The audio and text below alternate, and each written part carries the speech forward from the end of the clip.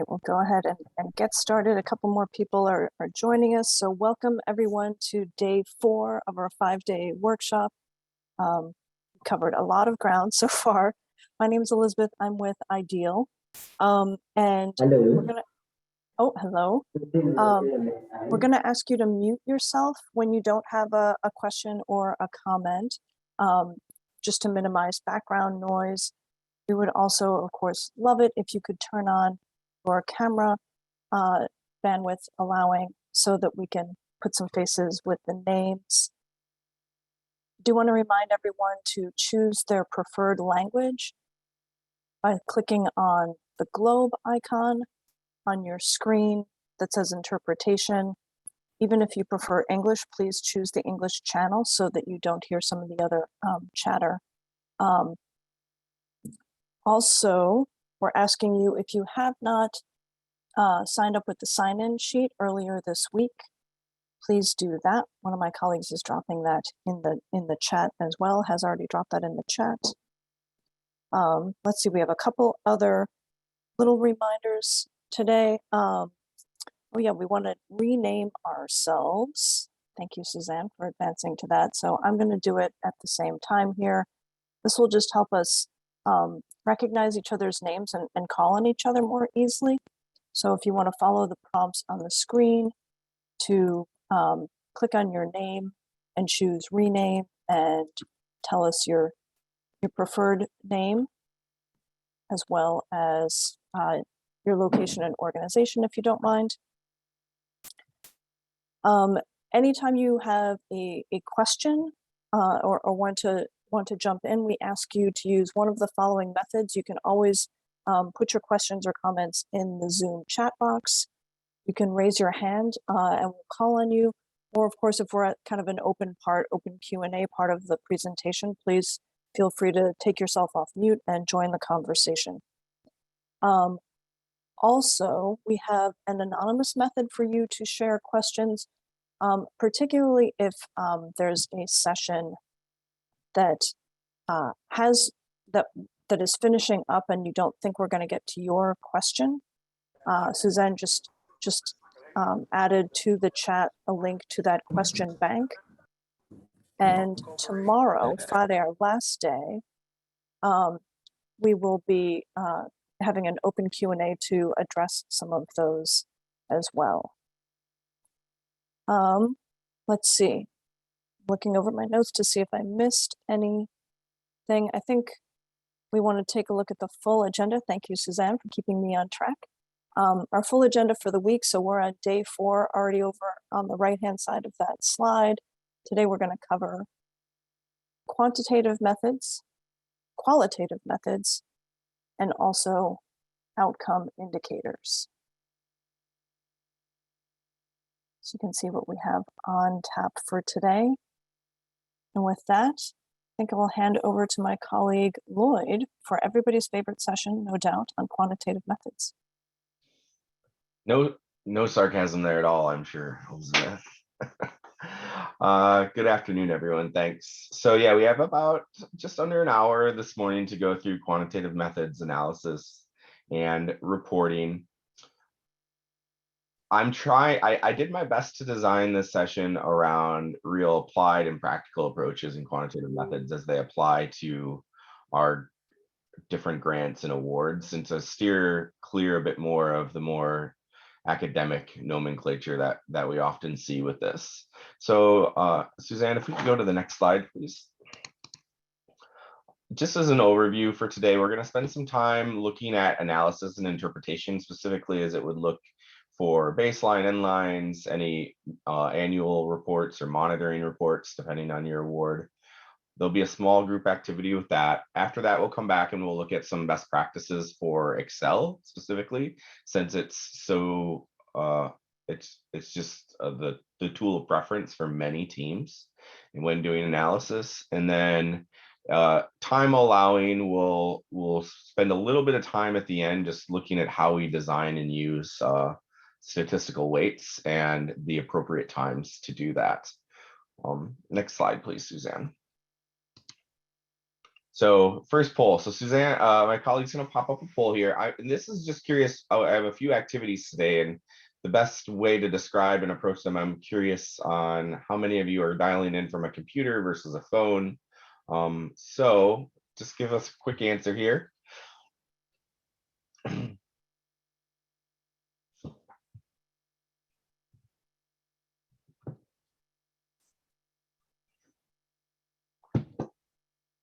All right, we're coming in. The overwhelming majority of folks, it looks like, are on a computer or have access to a computer during the session. There are a few people that only have a phone and don't have access to a computer at the moment.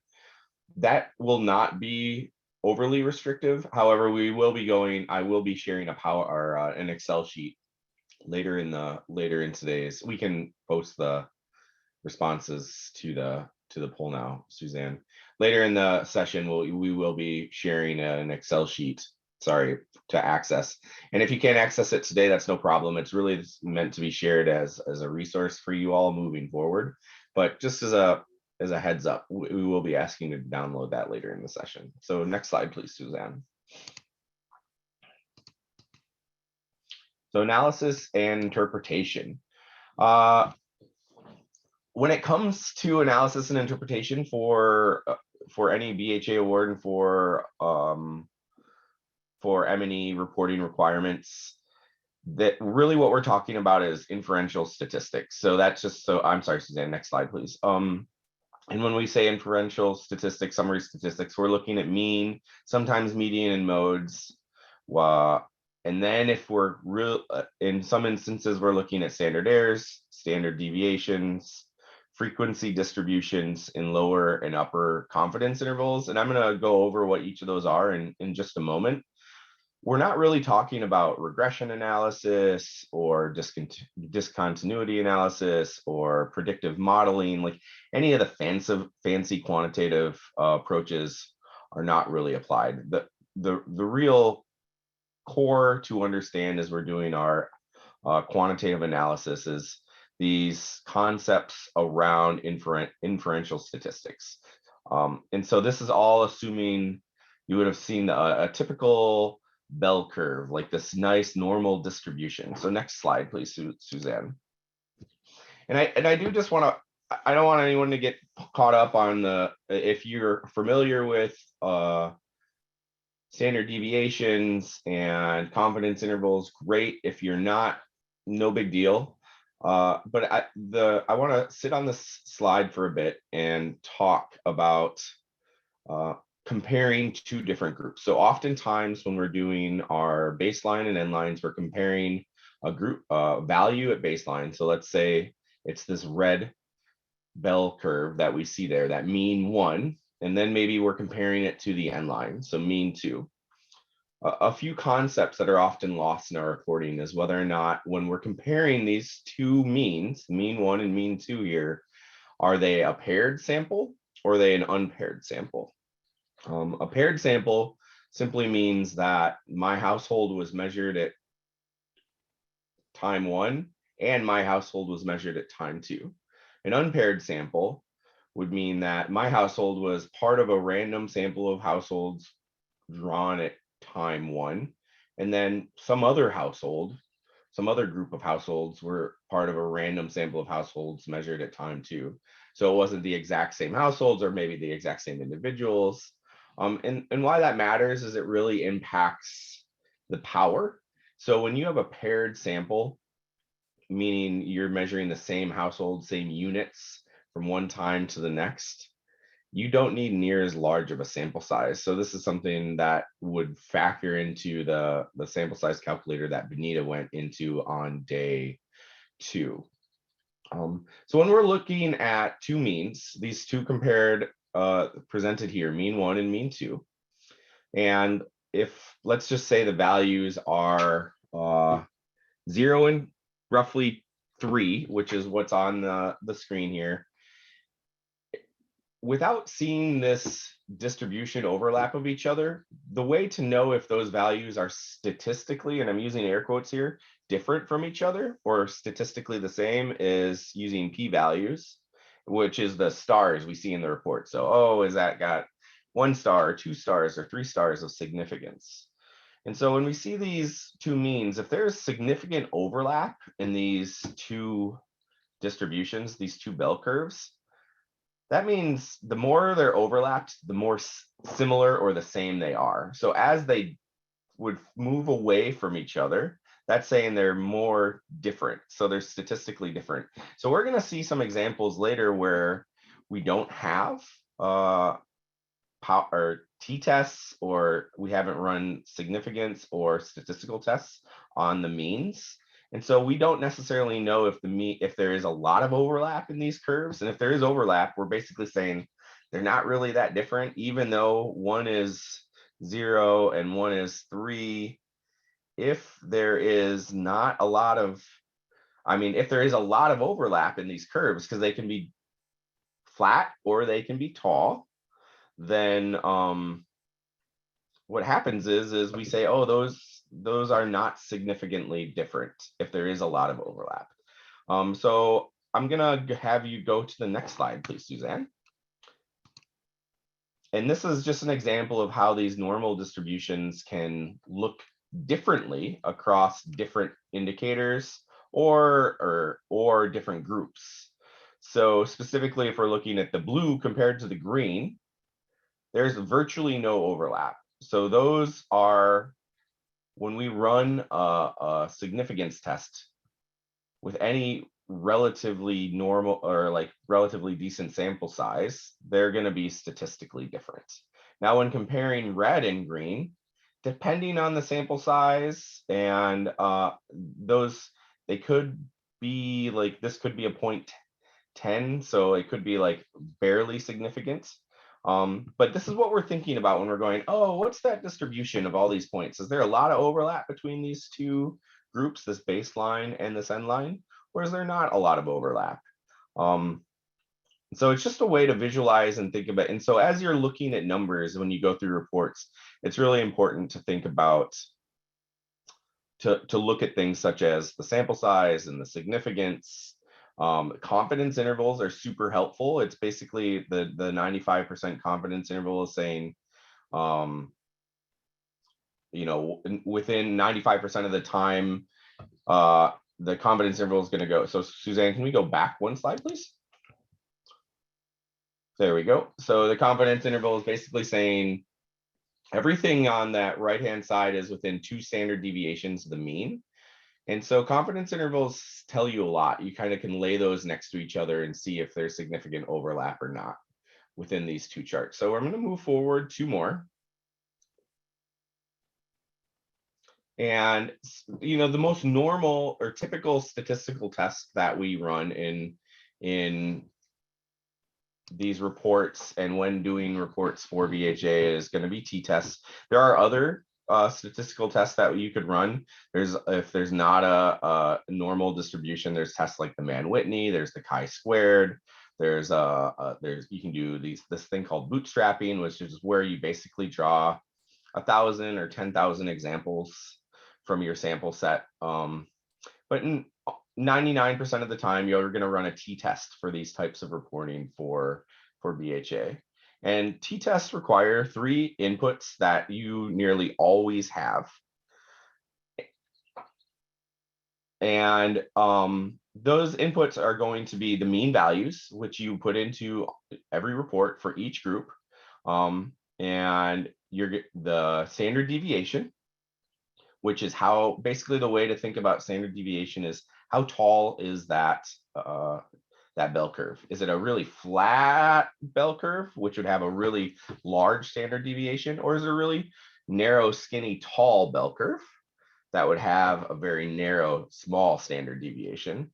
And then the sample size, so the number of data values that you have for each group. With these 3 numbers, you can run a t-test between any 2 values.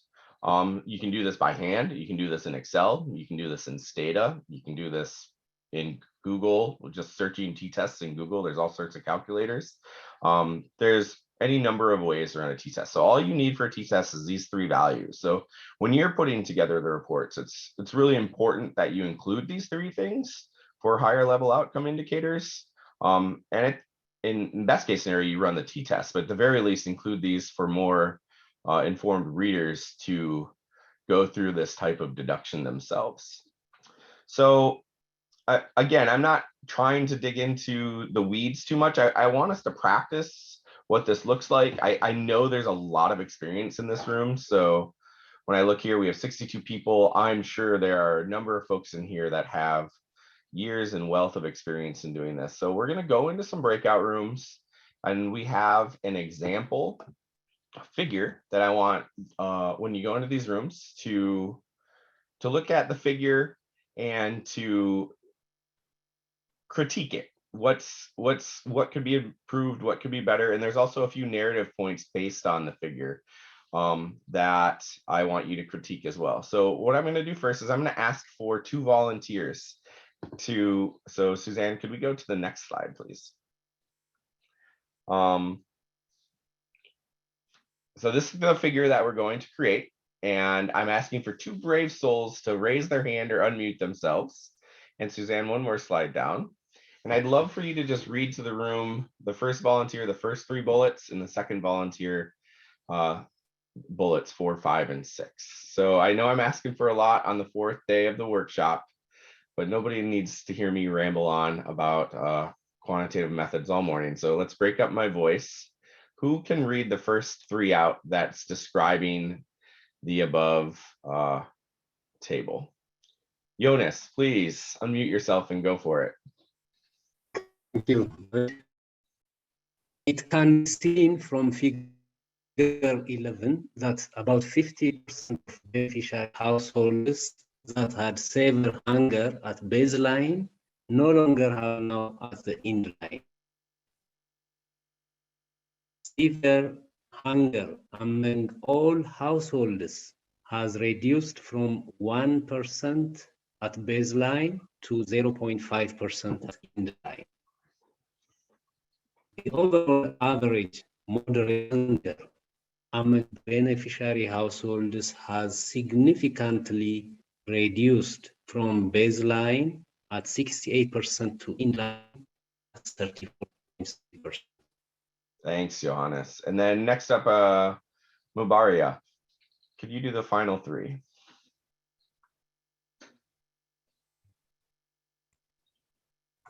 On average, little to no hunger has shown marked increase from 32% at baseline to 65.2% at endline. Very limited proportion of beneficiary households remains to face severe hunger situations on average and in all the intervention phases. The significant reduction of the proportion of beneficiary participants in severe and moderate hunger, which was the basis of their selection at baseline, accompanied by the marked increase in the proportion of households with little or no hunger, could be attributed to contributions by the FEEDS intervention, which in effect demonstrates value for money with regards to the intervention. Awesome. Thank you, gentlemen. And so next slide, please, Suzanne. When we head off into our breakouts, you're going to have access to that figure and access to those narrative points. And what I want you to do, or what we're asking you to do in the breakouts, is just discuss what, if anything, could be improved in the graph figure, and what, if anything, could be improved with the narrative.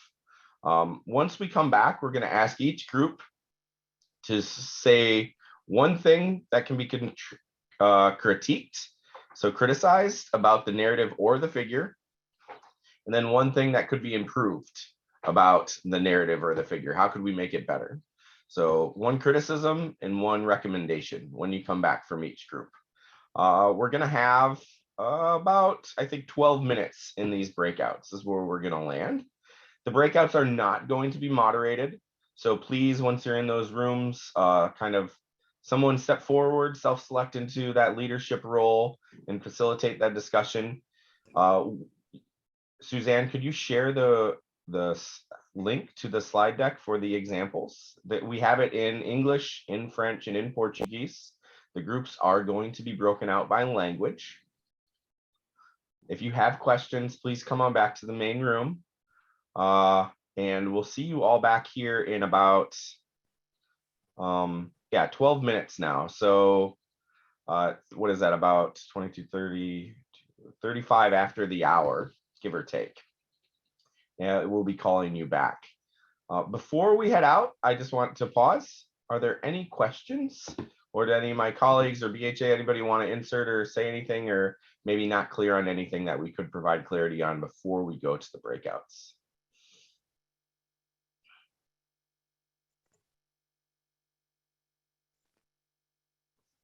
Great. Could we head on? Let's head over to our breakouts then, please, Suzanne. Okay.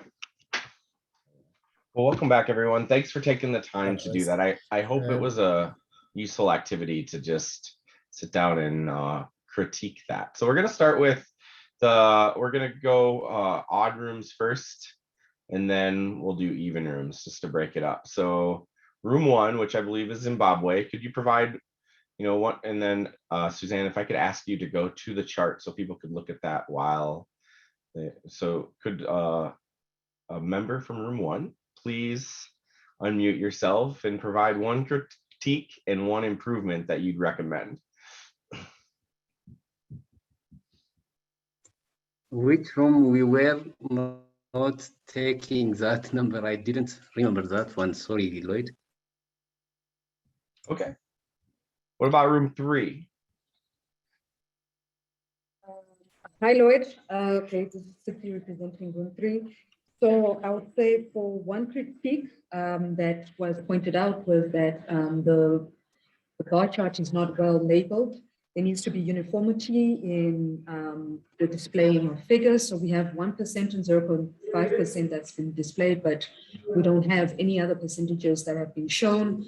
The exact percentages that have been shown for all the other areas that have been indicated. And then on an improvement would be labeling the bar chart. So that's the one critique and one improvement for the bar chart. Should I go on to the narrative? Please. Okay, on the narrative, we discussed the fact that maybe it will be best to show the exact percentage change in the narrative instead of just indicating the percentages that are displayed in the chart. So to actually write out what the percentage change was between the baseline and the end line of the different areas that were measured. So that's group 3. Thank you so much. Those are awesome insights. Group 5, can you add to that?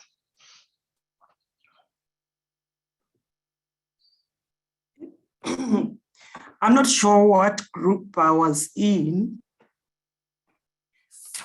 Well, let's take it. Go for it.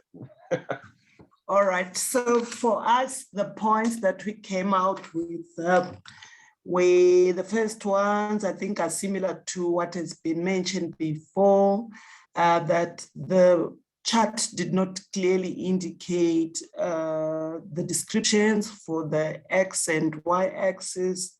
There were no numbers for all the bars in the graph. As you're seeing, I think only the red ones showed numbers, and there were no indications statistically to show the household hunger scales. And when it came to the narrative, I'll just mention one. The descriptions were wrong. Instead of saying amongst all households, the problem with the attributes, there was a problem with the attributes that was used because it did not actually describe the average households that were mentioned in the graph. Great insights. Thank you. I'll stop calling on numbers from rooms. So if your group hasn't presented, please feel free to unmute and share a few insights that haven't already been noted by other colleagues. Yeah, Lloyd, this is Johannes, and we are from Group 1. And our observation in the graph is that shows very clearly the improvements of household hunger scale. And we found that is very clear. And in the narrative, when we are just looking some of the explanation, the improvement from the severe hunger from 1% to 0.5% is mentioned as 50%, which seems some of exaggeration, 50% of the population. But it reduces from 1% to 0.5%, and that doesn't show the real picture. That is one observation. And the other one is about the significance of the change should be supported by statistical tests. And there is no any statistical test mentioned in the narrative. That is our observation. Thank you. Thanks, Johannes. How about from our colleagues in Madagascar or Mozambique? And feel free to present in language of preference. Just a reminder to everybody to select your language under interpretation at the bottom of your Zoom screen. I was part of Group 1. Right? Yes, please, Gustavo. Yeah, actually, what Johannes said, I was part of that group. So one of the things is like when you say significant, sometimes that should be tested by statistical tests. To use that word, increase can be possible because that is the descriptive status, which is visible. We can see the percentage. So that's one of the area we provide critics. Of course, that figure might be significant, but it's just a matter of mentioning the test. Thank you. Great, thanks, Gustavo. How about any others? I don't worry about groups. If feel free to unmute. Is there anything else we're missing here, or things that could be improved, added, critiqued? Yeah, sorry. Yes, Armando from Mozambique. I think I'll be presenting on my own language, Portuguese. I don't know if there's a thanks, Log. Nós, infelizmente, não podemos concluir nossa discussão, mas até onde avançávamos, percebíamos que o gráfico estava bem, mas apenas talvez fosse melhor que pudesse ilustrar diferenças percentuais não só para a terceira categoria, Severe Hunger, mas talvez para as outras duas também, que era para melhorar a visualização de quem pudesse apreciar o gráfico. Esta foi uma das observações que nós tivemos. Infelizmente, não conseguimos concluir toda a discussão. Thanks. Thanks, Armando. It's super helpful. Others? Je peux rajouter un peu? C'est Annick de Madagascar. Please, Annick. Oui.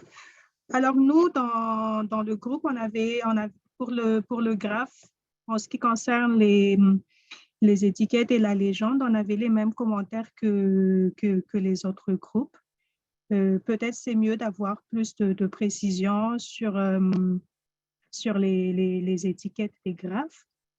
Aussi sur la partie interprétation, on voit, c'est vrai, il y a la différence en pourcentage entre baseline et endline, mais on s'est dit aussi qu'une analyse plus approfondie de ce changement à travers un test statistique pourrait aider mieux, ou aussi rajouter quelques informations sur la méthodologie d'échantillonnage, le nombre de N sur qui on a fait l'échantillonnage et tout ça, pour améliorer un peu l'interprétation.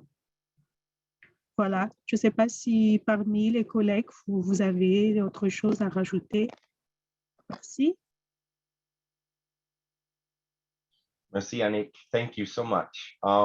Yeah, that's great, everyone. Everyone just nailed that. Oh, Infante, last Infante, and then we'll move on. Okay, thank you. Também vou falar, I'll talk in Portuguese. Please. Para a parte narrativa, eu queria criticar, não, bom, eu queria dizer que quando a gente diz a percentagem, os esfomeados ou a parte da população com fome reduziu de 1% para 0,5%, acho que nós não estamos a dizer a real situação. É importante nós dizermos qual é a percentagem de redução, não dizer que saiu de uma faixa X para a faixa Y. Então, nós devemos dizer o que mudou ou como mudou. Por exemplo, quando nós dizemos que a população com a fome severa saiu de 1% do baseline para 0,5% do endline, é importante nós dizermos que houve uma redução de 50%, né? Demonstrado na figura X, que baseou-se de 1% a 0,5%, mais ou menos. Oh, that's great. Thank you so much. Yeah, so that all fantastic points. So Suzanne, if we could go back to the graph for one moment. You know, I when I look at this critically, I would look at it in two ways. So one is everyone nailed it. The presentation is off. There's not sufficient labeling or information here. If this was in a report to BHA or one that I was reviewing, I would suggest also that if you're including data in a figure you're creating, you should point that figure to the table that the data is coming from. So figure 11 data contains information from table 12 in the annex. So that informed readers can go and look at the sample size, can see if there were statistical tests done, and look at the frequencies cut across each of these categories. Another thing that I find interesting, everybody zoomed in on the 1% and the 0.5% from baseline to end line. It may or may not be statistically significant, but does it really matter? No, in both cases, it's really low at the beginning of the activity and really low at the end. Whether or not there's significance there and it's 1% is statistically different than 0.5 doesn't really matter. Either way, that's incredibly small. So that's another way to zoom in on it. So yeah, all great points. Again, clarity, transparency, documentation, very critical when presenting these things. So now we're gonna jump forward. We have about 10 minutes left of today, but I wanted to get a sense of how folks are using. Yes, Gustavo, please. Yeah, thank you. I think I like that. But the last two bullets, even I don't know how they are directly related with this graph also, you know, because they have a lot of descriptions that can be right, but really this graph say much on that? I mean, to come up with that conclusion, you know. So because, yeah, that's a bit, you know, doubtful. Yeah, so that's also what I observed actually. Well, thanks for making me pause on that, Gustavo, because I think you're absolutely right. I should have. Those last two bullets, you're right. The author is going out on a limb, and you can't make those conclusions given the information in that graph. If you had additional information, maybe you could. I might call Hillary and Dr. Karen Fox are going to also be presenting on qualitative information later. But when I see that graph, I'm going, well, why? What's the story behind it? Is the reason, you know, is the reason that food insecurity at baseline was high because of targeting? Was it because that they did the survey during a COVID outbreak? People couldn't access markets. And so because they couldn't access markets, they couldn't get their regular food goods. And was that a contributing factor to higher food insecurity at baseline? And then markets opened up at endline, thus giving people more access to food. And if that's the case, the program really didn't do anything. So there's a lot of why I see when I see that chart. So really great insight there, Gustavo, because those are the things we should be thinking about when we look at those charts. So next up, I'd love to pop up a few polls here, just to understand how folks are doing their data analysis and in the field. So what do you use to do data analysis? And by this, I mean, the majority of the time, what are you using? And that's SPSS or Stata. So the majority of the time, what are you using to do your data analysis?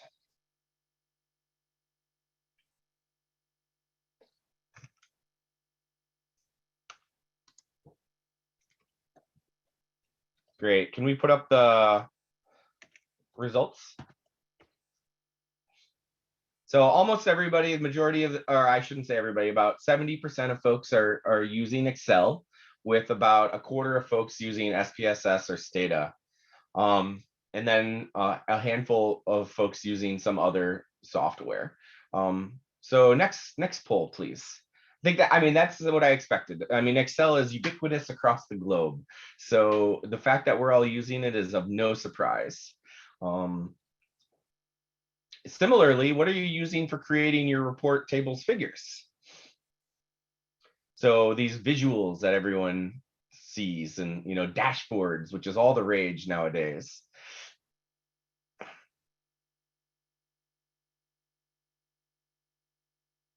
All right, we're getting more, so less people are using strictly Excel. Power BI is quite popular. A couple folks are using Tableau and PowerPoint. We can post these results up, Suzanne, please. I'm actually surprised nobody's using Google Data Studio, because it's Google's free version of Tableau or Power BI. Really easily usable and accessible. So that's something to check out. But again, Excel is ubiquitous. Everybody's got it on their computer. We use it. The last poll of the day, please, Suzanne.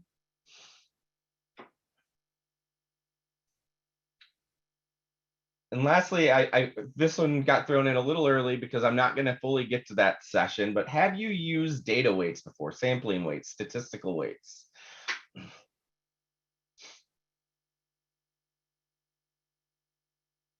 Yeah, more of a mixed bag here. So we're kind of seeing about 50% of folks are saying no, handful of folks are not sure, and a handful of folks are saying yes. We are not going to have time to fully get into sampling weights today, but I do have some practical examples in Excel that I'm going to share with everybody for you to work through.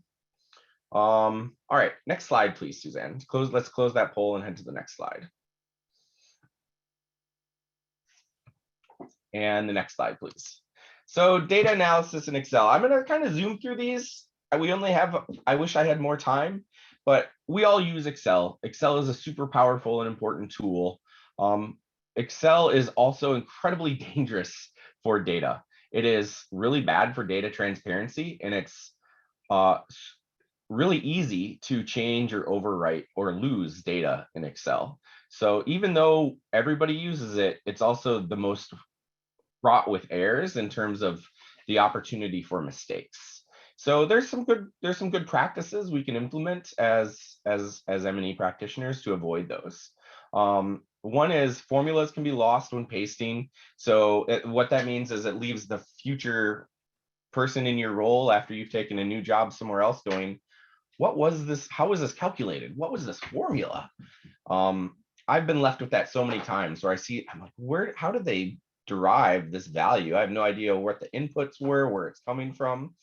And it's easier to overwrite things. So tip number one, and probably if you walk away from today with anything on use of Excel and data analysis and data use, is use your protect sheet and your protect workbook function. You can just, at the top of your Excel, just type protect in that search and it'll pull it right up for you.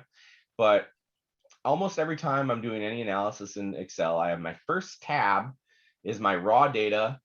I protect it and I lock it, and then I make copies of that raw data in the future, meaning that if my little 3-year-old comes around while I'm grabbing coffee and slams his hands on the keys, all the data is not getting overwritten. When my colleague forwards it to someone else, they have access to the raw data that I've done my analysis from.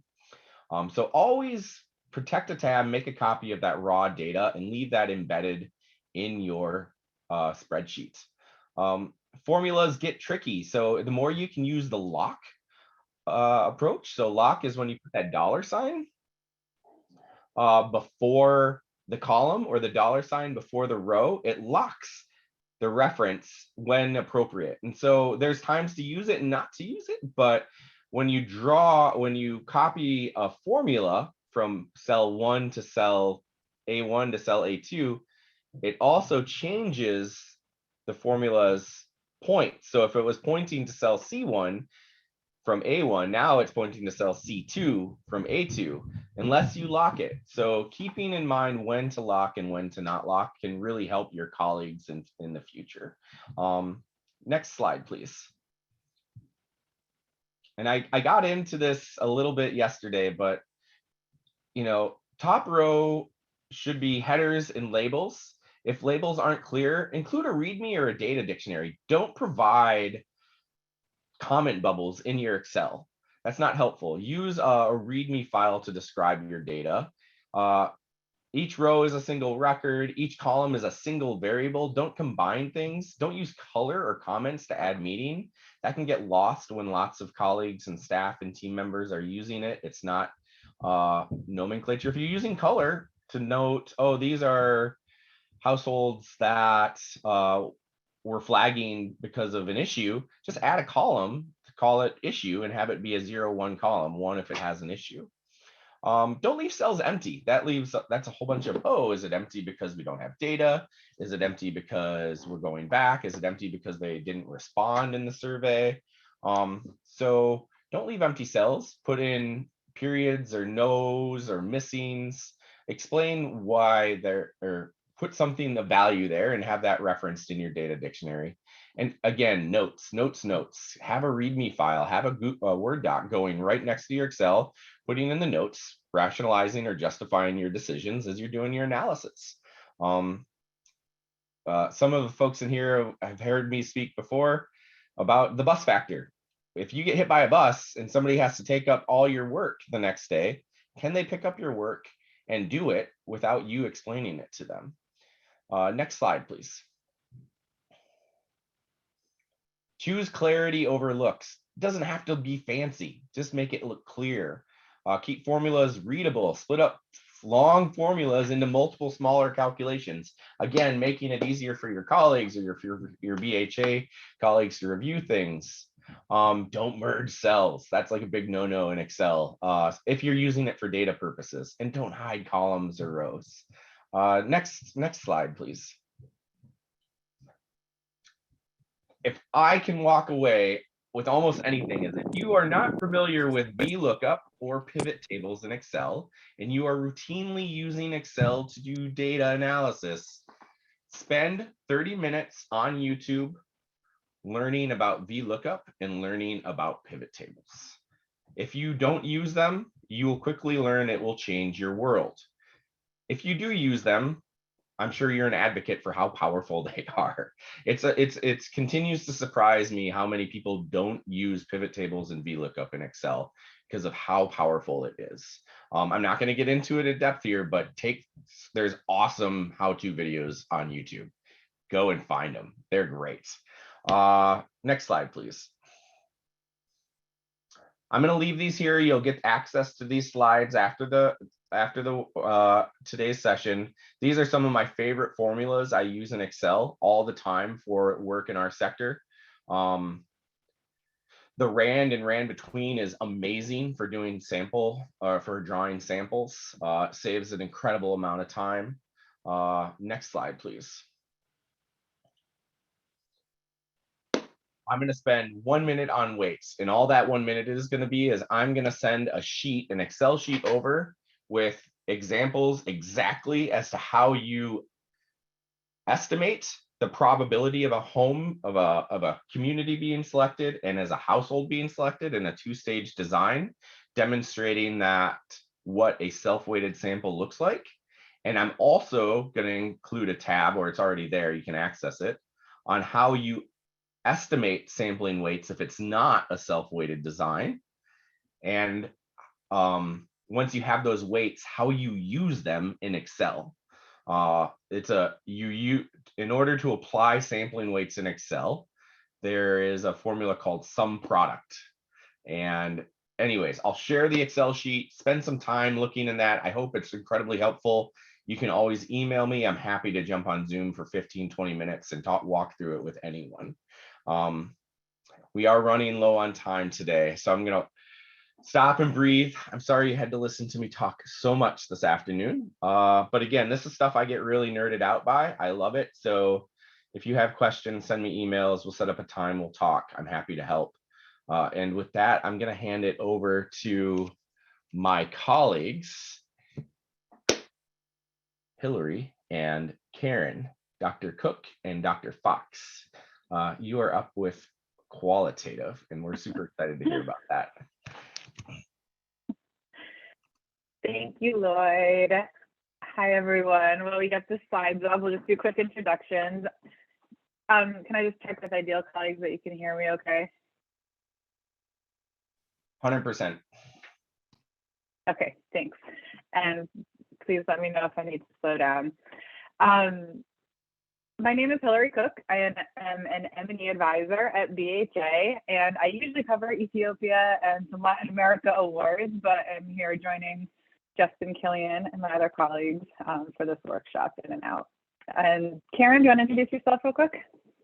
Sure. Thanks, Hillary, and thanks, Lloyd. I enjoyed the last session. It's a pleasure to join you all this afternoon. I am a research advisor with Tango International and also work with Ideal. I tend to focus primarily on doing research, qualitative in particular, and in the resilience space. So thanks for that. Glad to be here.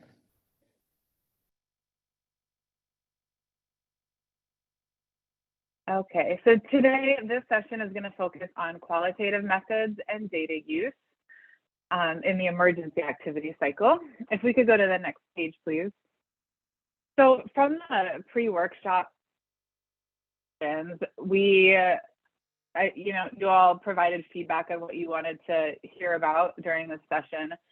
A couple of general areas of interest that people had where qualitative inquiry will apply is in the areas of context monitoring, post-distribution monitoring, sampling, and analysis. And then there was some specific interest within qualitative work to get into some tools for analysis and utilization. We have some pretty limited time to do all of that today, but we're hoping that the three objectives we want to, are really the messages we want to leave you with today are that from the BHA perspective, we really think that qualitative work matters and it's part of a comprehensive M&E system. It can be used throughout M&E activities, and when you use it, it should be done well. And we just also wanted to just make you aware of some support and resources that we have, and to let you know that the M&E advisors who do review your materials and will be working with you just value your thoughtfulness in using these approaches and rigor to the extent appropriate for the kinds of activities y'all are running. So with overall goal is to just say that we support qualitative inquiry and we want to help folks be able to do it well and use it. We could go to the next slide, please. So a little bit of background.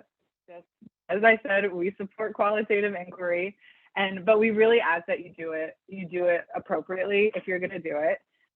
It's really common to see qualitative inquiry and evaluation plans. It's less common in monitoring plans, but it's something that our team thinks can be really useful. And I just want a little clarification on language. A lot of times when you hear people say qualitative M&E, people think qualitative indicators or subjective indicators or perception-based indicators. These are things like measures of self-esteem.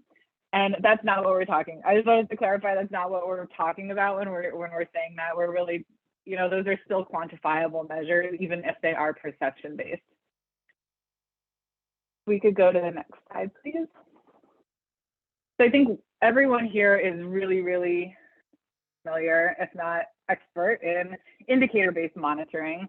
I think that's something we all, that's knowledge among M&E practitioners.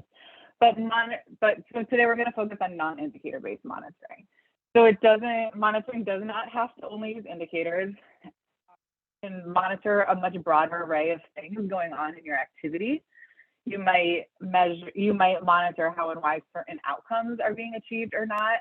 You might look at unintended outcomes or unintended consequences of your interventions and alternative things that are happening that you maybe weren't expecting from the interventions your activity is implementing. And then in particular, monitoring that uses qualitative information might be very appropriate to address questions around perceptions, experience, the quality of the implementation, the quality of the programming, those kind of things. So I think we've been using the idea of a chat storm in these sessions. So just to get people's brains going a little bit. Oh, let me apologize also. I did not submit my slides in time for professional translation here. These were done by me on Google Translate. I sincerely apologize if there's anything terrible about these translations. So thank you for your patience, and please let me know so we can change it before they get emailed out too wide. So a quick chat storm about qualitative inquiry. What challenges do you face in using qualitative methods in your M&E activities? So what's difficult about qualitative? Let's wait 30 seconds, and then if you can put your answer into the chat and press send.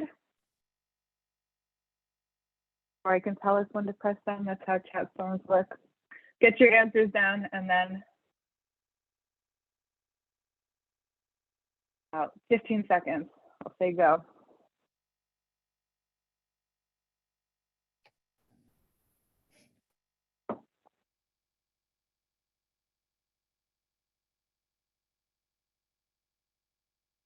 Okay, if everyone could submit, what are the things that are challenging? COVID, the analysis and interpretation, the subjectivity of it, the amount of information, and whether you can get good interpretation. Would anyone like to come off of mute and explain their answer here? Or some thoughts that you have about the challenges of this? These are all very good, very real challenges. The time involved, absolutely. Sijabuli Siwe, your other name was Beatrice? We met yesterday. I'm trying to remember. Please come off mute and speak. Okay, thank you so much, Hilary. I'm happy to share my experience with the rest of the group. So for me, the greatest challenge has been the fact that you spend lots of time listening to the communities or the respondents giving you lots of detailed information, but the person who is actually maybe recording or writing down the information on a notebook writes a brief short sentence. Sometimes when you get back to look at the notebooks, you find the question was not answered at all. Thank you, and over. Hi, Hilary.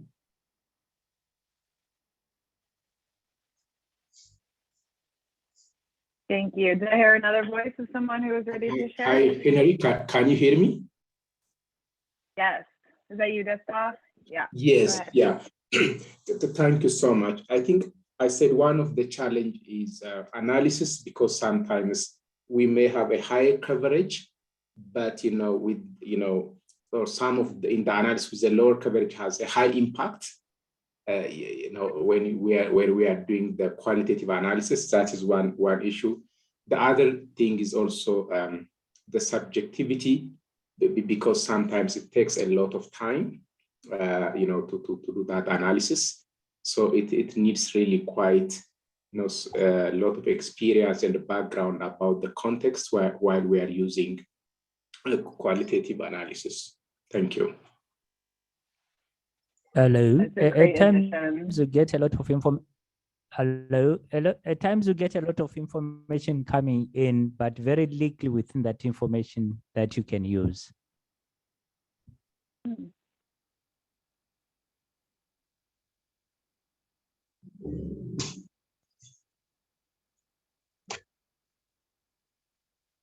That's interesting, Trust. Sorry, I was having trouble unmuting again. Yeah, that is interesting and speaks to some of the planning and the role of the person doing the interviewing and those special skill sets that are needed. Zeka, did you want to add something? And then we'll move on.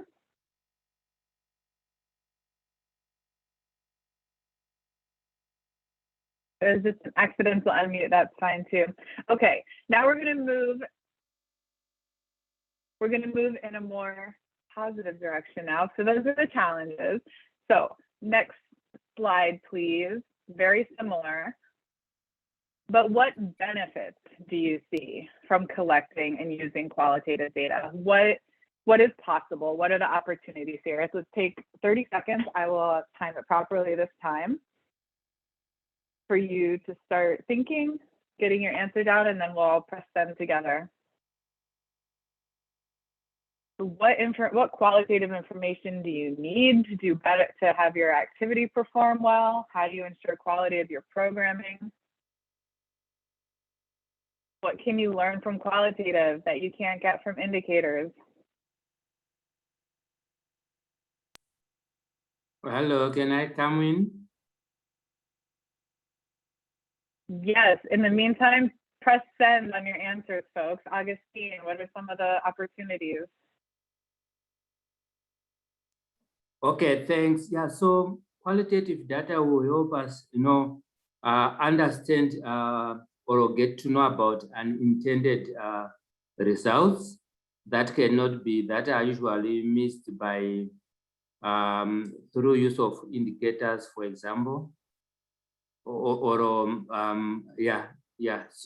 you tend to get more understanding or in-depth understanding of also some challenges or issues that will be coming up. Thank you.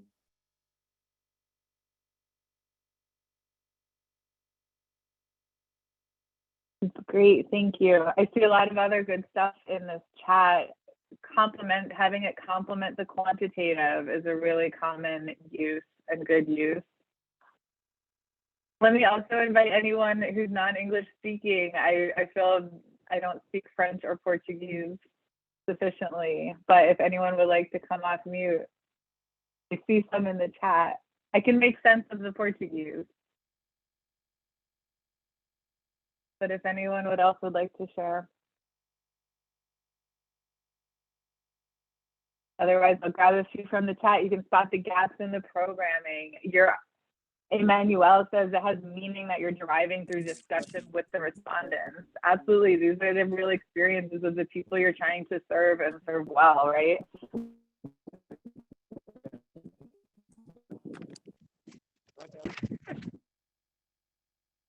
Hortensio says it leads to thoughtful decisions, so adaptive management. You have a little bit more information than you can sometimes get from the quantitative. All right, if we can move to the next slide. I think probably these were pretty well covered by your answers.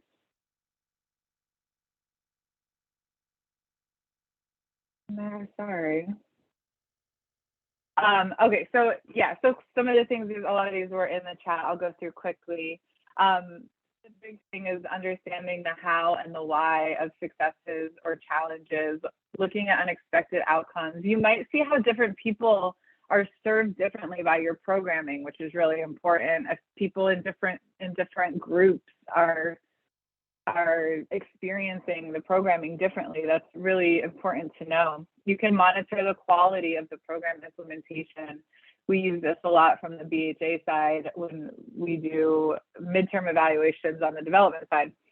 I'm going to speed it up a little bit. We've been more interactive than I was anticipating, which is fantastic. But I think we see the value in why we would use qualitative methods. So next slide, please.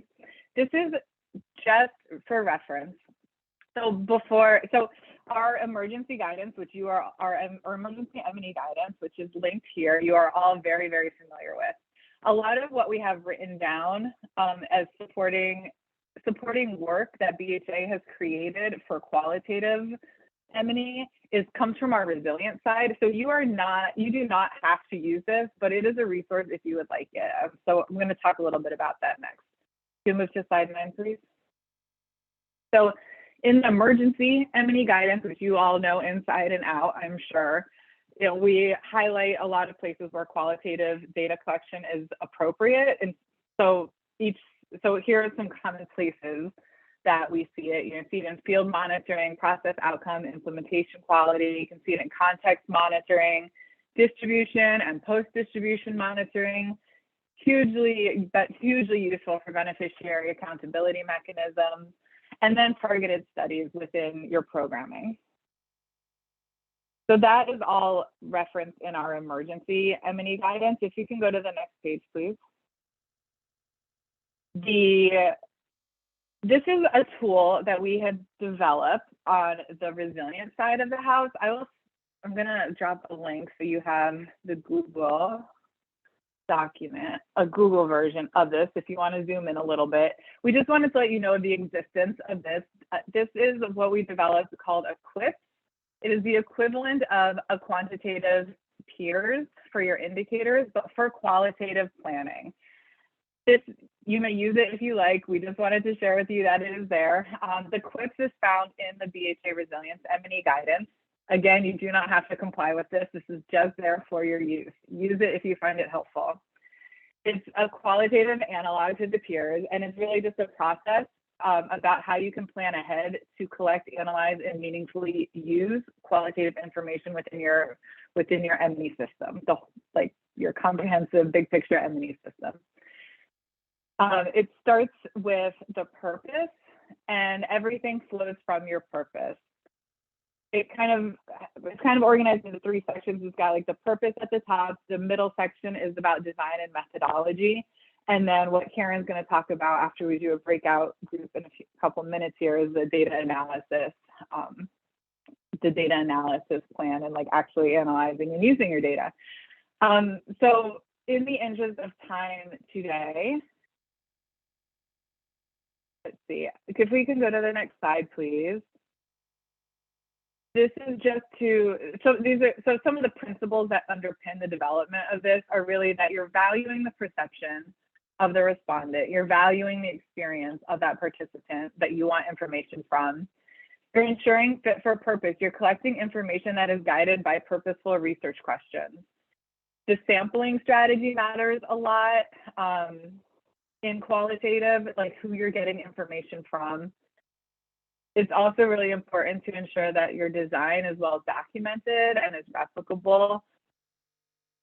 You should have considerations for feasibility and utilization. There's real time constraints that you all face, and real life kind of the reality of collecting and then using information like this. You have to be smart about what you can take on and what you can tackle. And then as someone mentioned earlier, the researcher, they're a facilitator, and they're part of they're kind of an interpreter of the responses. They're really crucial in the information you can gather.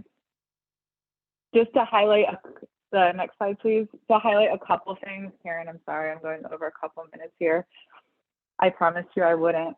To highlight a couple of things in the QUIPS, all of this is really well documented. Let me say it's also really well documented in the guidance on the resilience side, and like what goes into each section if you want to use it. But just to highlight, there's the design and methodology, really just the foundational methods. There's focus group discussions, there's interviews, and there's observation. There's all kinds of like tools and methods around it, but those are kind of underneath all of it is that you're gathering rich experiential information from people, and you're trying to make sense of it to inform your activity. Karen, do you have your hand raised? I do. Thanks, Hillary. I didn't want to interrupt, and I'm glad that we're using some good time for interaction. I feel like we could probably spend the whole session responding to some of the challenges or some of the benefits that you all see with regard to using qualitative.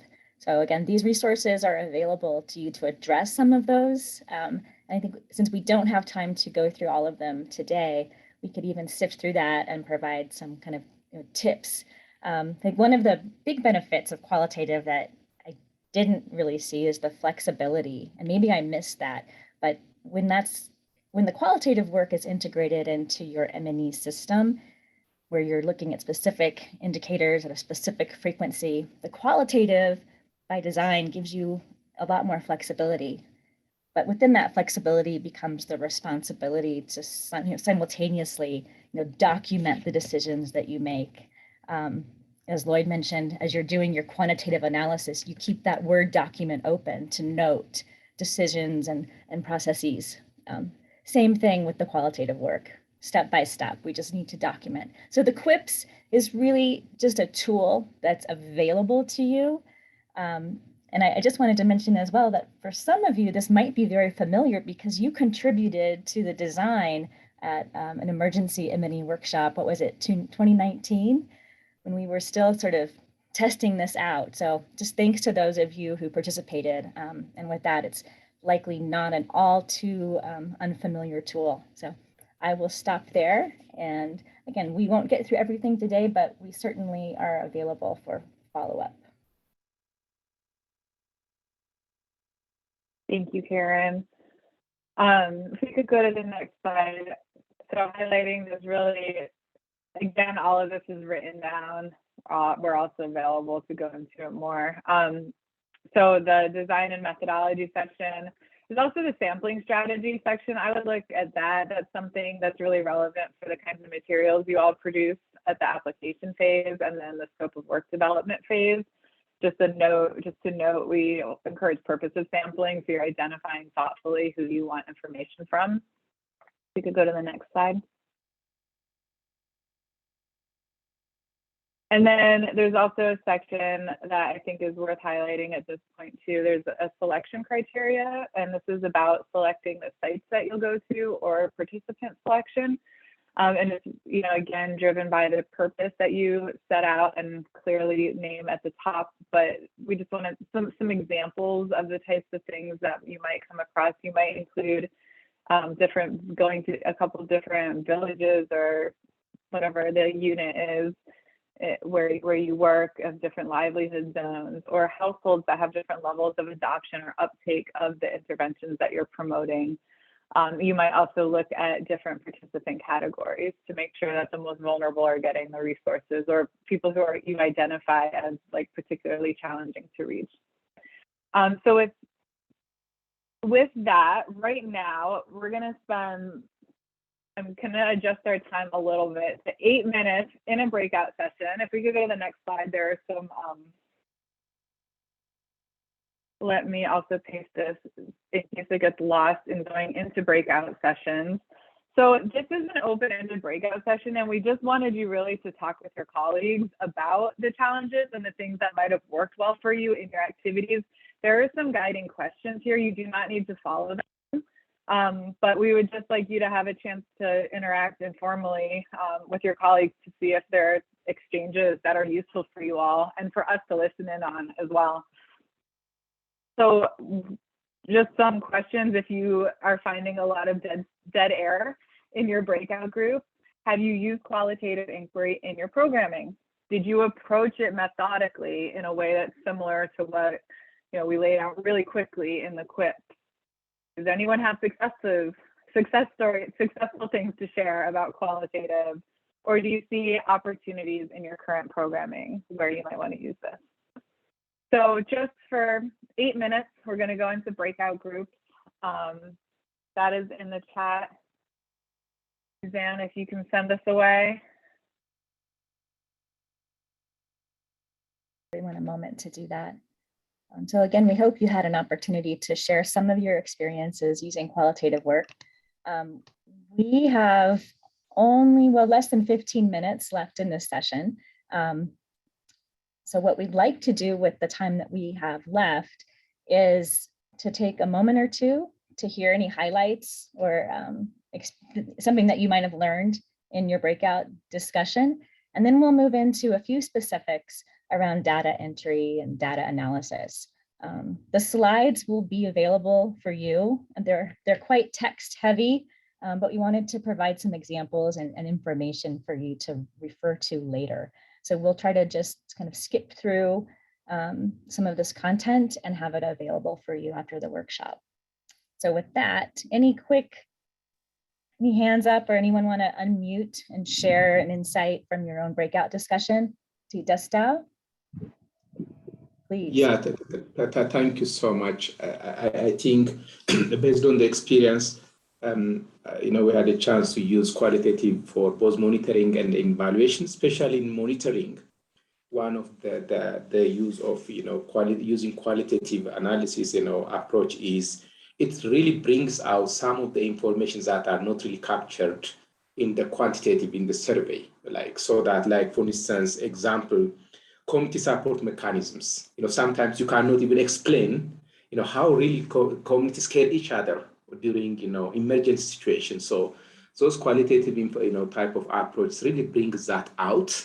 And that's one of the good part. When it comes to evaluation, I had the experience, especially using in impact, specifically, how really, providing impact stories, quotations, what change has been happened in the community using different examples. Really, that complements, our quantitative impact indicators, by providing real example on the ground. So I think that's something very useful. Even change of context in terms of impact, when maybe we are good in 4 years, during the evaluation at the 5th year, something might happen. Those examples might help us what was happened in 4 years, which, somehow changed it, due to the context. So I think those are some of the things which I want to mention. Of course, it has a challenge of time taking in terms of analysis, even categorization and data collection. Thank you. Thank you. Those are great examples, both from the monitoring side of being able to integrate it. So having some quantitative data that may or may not kind of make sense, and then doing some follow-up to better understand that how and why piece that Hillary had talked about. So thanks for that. Maybe one other person, would you like to share anything? Any other hands up? Or just unmute?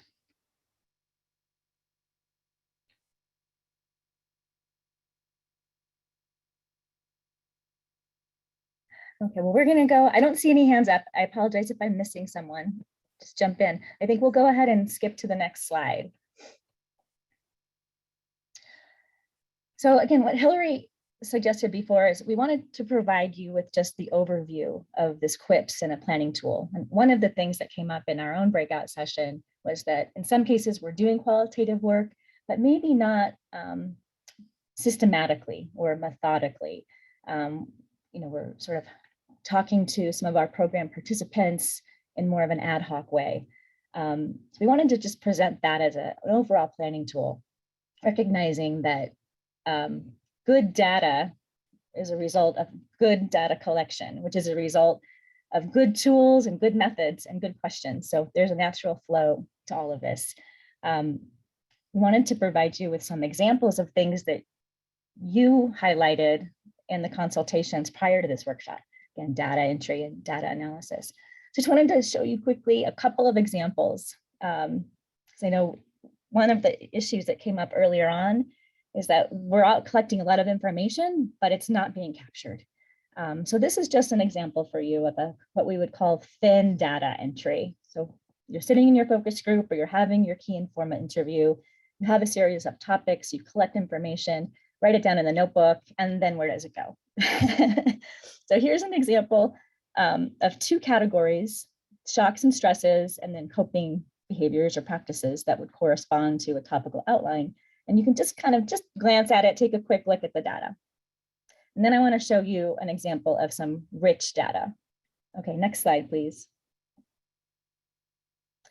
So just glancing at this, you can see the difference. Some of the key things here are specific details, specific quotations, even a photograph, and you'll note with consent, that gives the analysts some idea of the context, notes and observations. Because often our researchers have a lot of information or questions themselves that may fall somewhat outside of the topical outline or a discussion.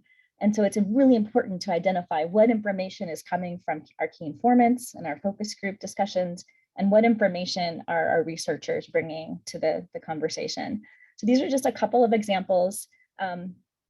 Ways we do this are by working together to do our data entry the very same day that we collect the data. I think those of you who have done qualitative work know that after 1 or 2 days, it starts to blend together. So it's really important that you sit down that very same day. One other key point, kind of a rule of thumb, is that in your planning process, you need to allocate the same amount of time for data entry that you allocate to data collection. So let's say you spend a day and you carry out 2 key informant interviews, a focus group discussion, then you need to spend a full day allocated toward data entry. And that's we often focus primarily on the tools or the focus group discussions and not so much on these key pieces. And as many of you pointed out, the data analysis also takes time. So anyway, next slide, please. So just quickly, what is qualitative analysis? I'm not going to get into this in detail, but often what we're looking for are the very things you've already highlighted, kind of digging in to understand underlying dynamics when we have our quantitative data, or some general question that we're interested in. But typically what we want to address in the qualitative work in our analysis, we're looking for patterns across those data entry matrices. We're looking for the trends, but we're also keying into exceptions and examples of things that may not fit kind of our preconceived questions. So let's keep moving to a very quick chat storm. So we're going to take another 30 seconds. If everyone could write down just one of the main challenges you face with data analysis. And I know analysis came up in the very first chat storm as one of the challenges in general. So a very quick 30-second entry about what challenge you face.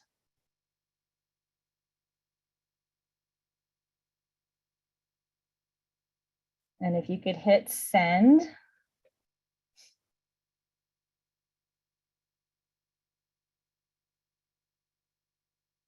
We'll see how many of us share the same types of challenges. Okay. So which software to use and how? Definitely. Tools. Objectivity, critical. Categorizing data. I saw this earlier. Managing the large volume of data. Good one. Themes and categories. So Pablo notes it's heavily linked to the person analyzing it. I think this gets back to your comment, Lloyd, about objectivity as well. Coding and making the data make sense. These are all really good, challenging issues.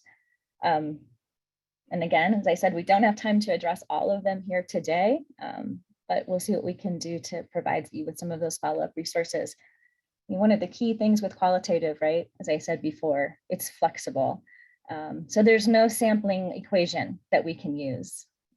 So each of these steps of the QUIPs require a decision-making process and require cross-checking among our analysts. And it also requires, our best data is when we start that preliminary analysis right in the field. So we'll go ahead and get to the next slide.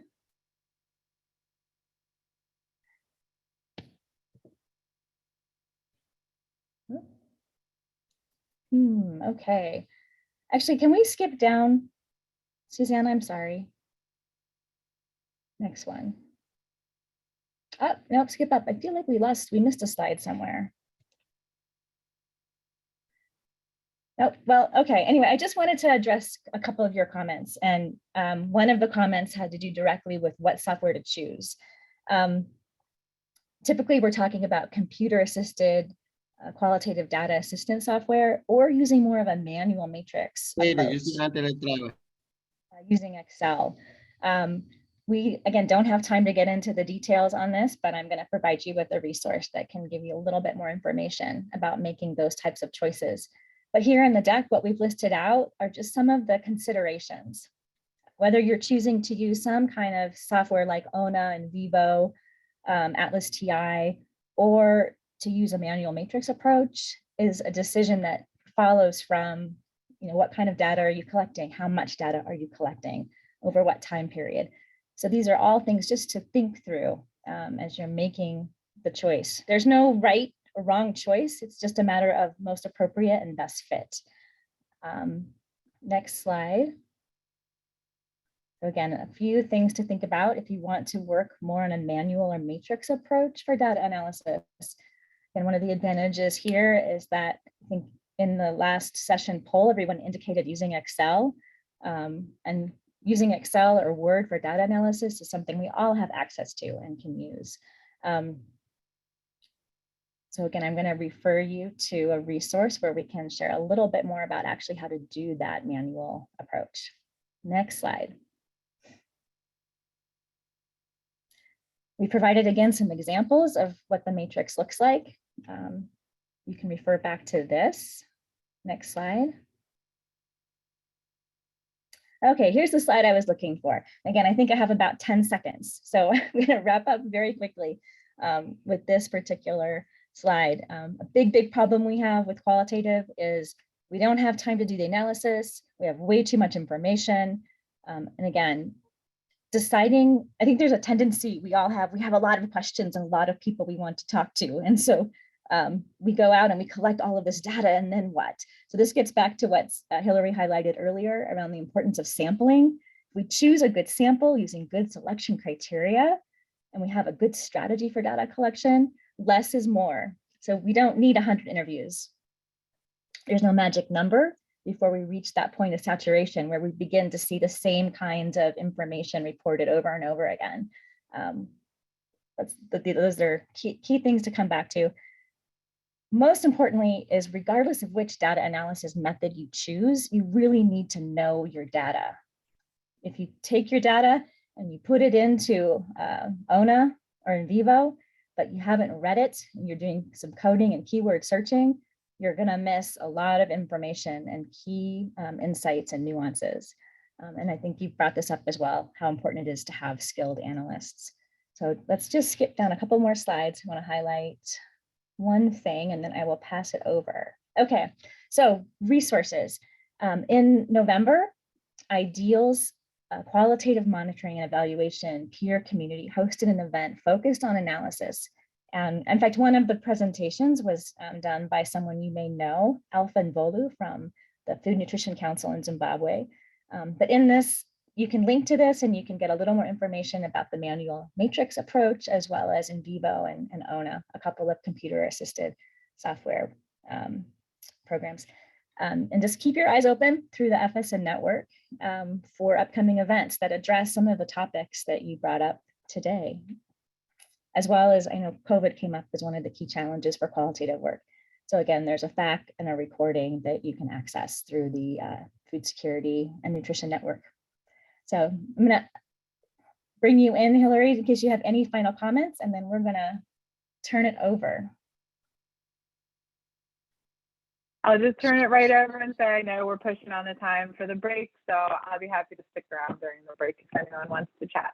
Thank you. Likewise, thanks everyone. Karen for that. Killian. Thank you, Hillary and Corinne, for the presentation. I'm going to put you on the spot a little bit. In a lot of the reports that we read, people just mentioned we did a focus group discussion, we did a key informant interview. That's the last time you will see qualitative in that report. What kind of baby steps can partners take to begin to move beyond just mentioning that we had a focus group discussion, we had key informant interviews, and that's all you get on the qualitative approach? Over to you. Thanks, Killian. I mean, I know that's a pointed question because you've been around for the development of all these resources as well and participating in all of it. But that is why our team, including you and Justin, we've added this into the resilience side of our M&E guidance. I think the way that I've seen kind of on the emergency side especially is in those statements of work for evaluation plans and also for baseline and end-line evaluation, really like highlighting those things of like sampling. Like sampling is something you can communicate, and that is such a huge part of how you're getting information from specific people. That's like a really good starting point for like increasing your activity's use of this. But yeah, Killian, you're absolutely right.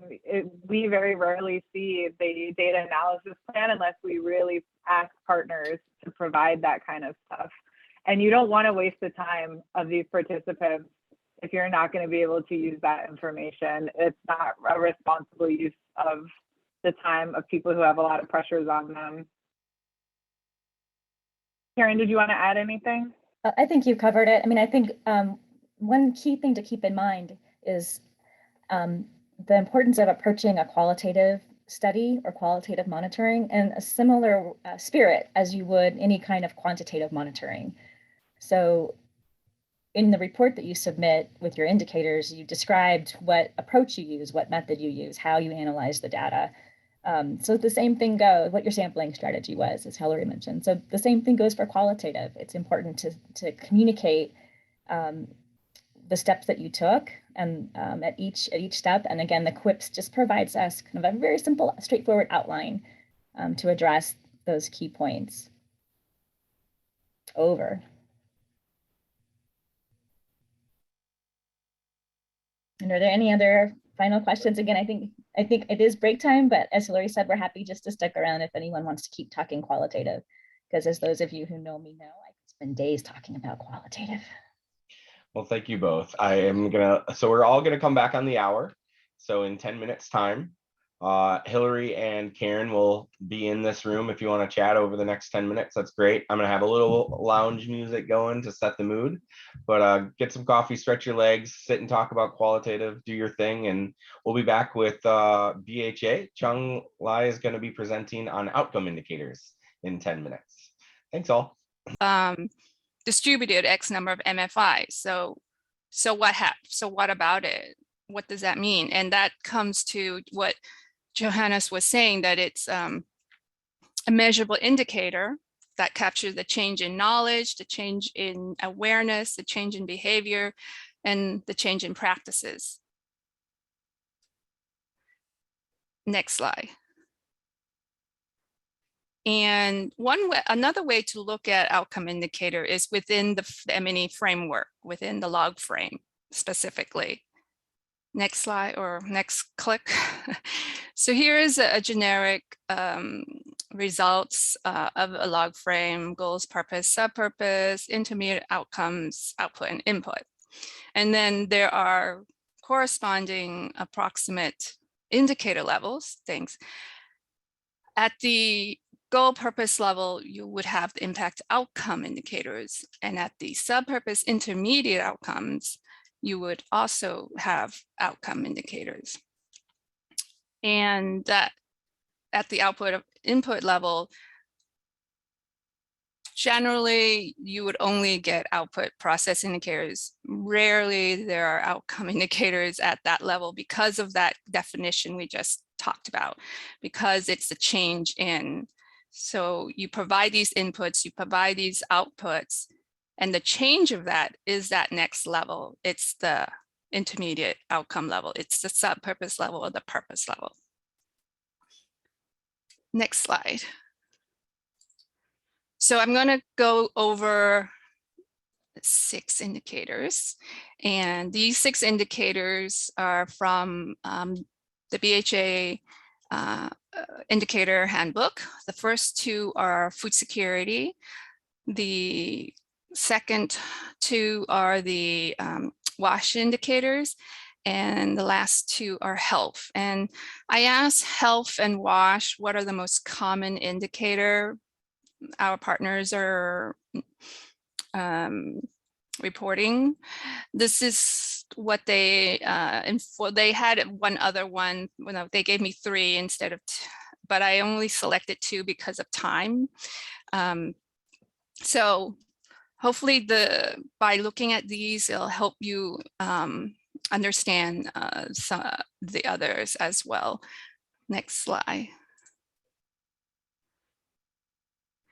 So with food consumption score, I don't want to go, I'm not going to read this, but what I want to emphasize here for those who are not familiar, I hope that you are, that food consumption score have 3 categories. And the 3 categories are, they have thresholds and they rely on the raw scores of that come out of the indicator, and the thresholds that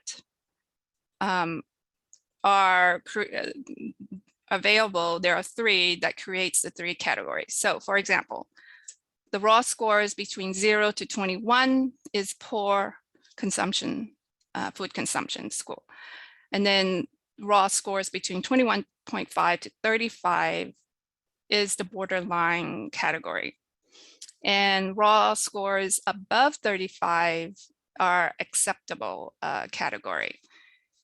And what does that mean? Poor means the consumption typically only from staples and vegetables. Borderline likely means semi-regular consumption of some food groups, staples, vegetable, oil, and pulses. And whereas acceptable may mean semi-regular or regular consumption of many or all food groups. And these raw scores are standard, global standard thresholds, and it may be different. It can be different depending on the food practice within that country. And the best advice on that is to go to rely on your food security cluster and WFP to take the lead on what those thresholds are. Does anybody have an example of when these thresholds are different?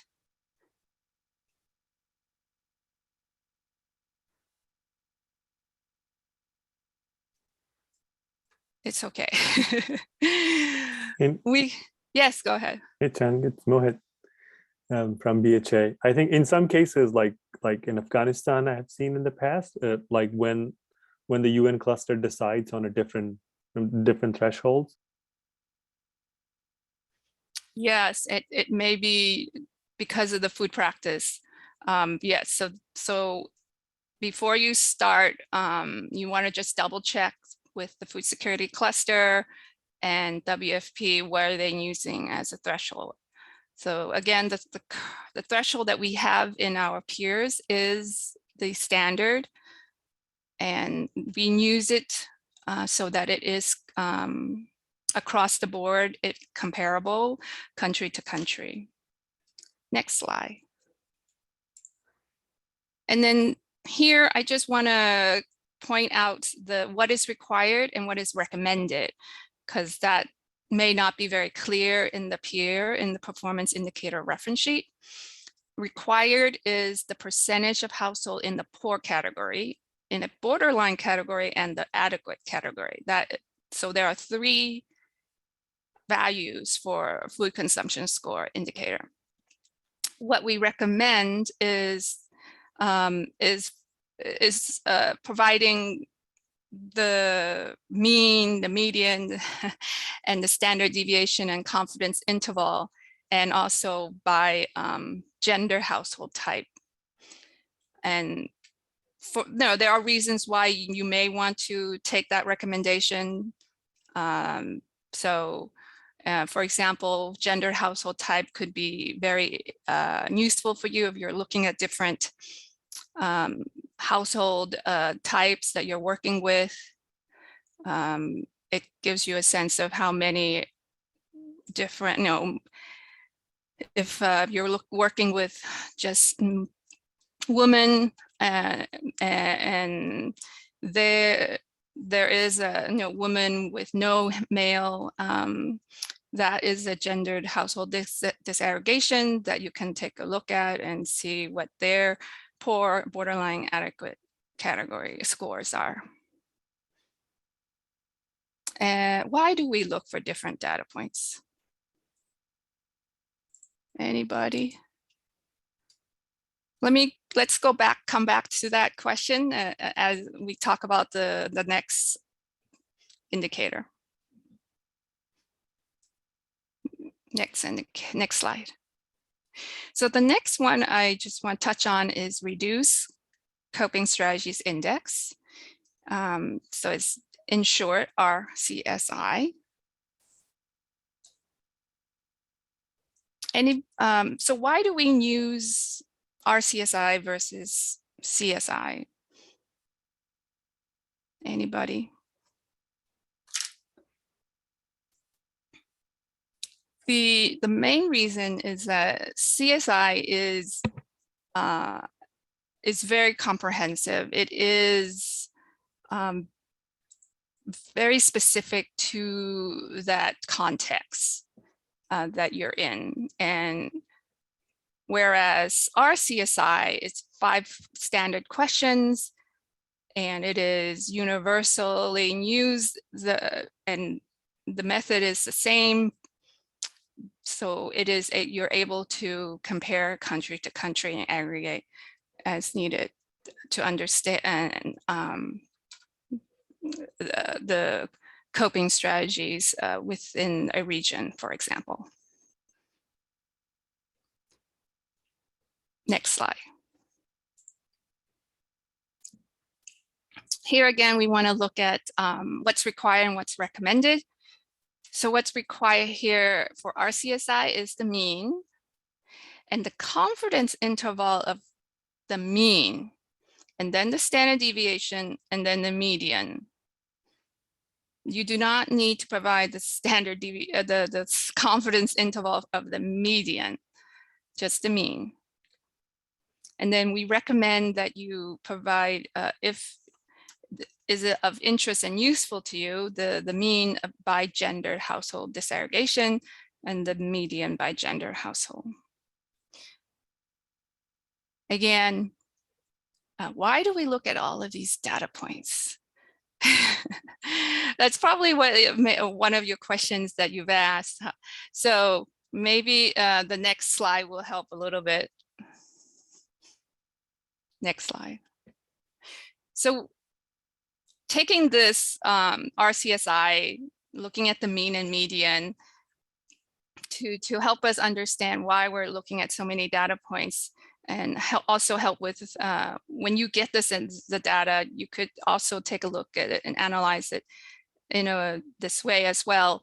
You're looking at mean and median, and you're looking at how close they are or how far apart they are. And what does that mean? Does anybody want to provide any thoughts on that, on these 2 pictures?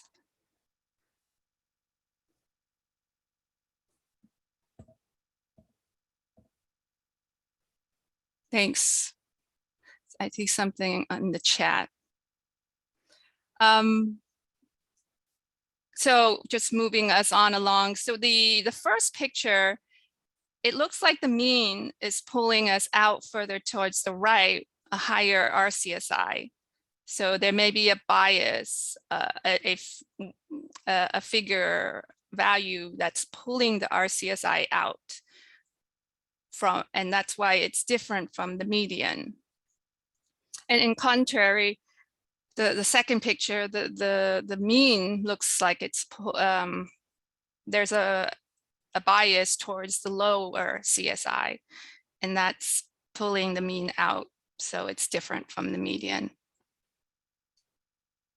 Does anybody want to give come off mute to give an example if they have seen this in their data set?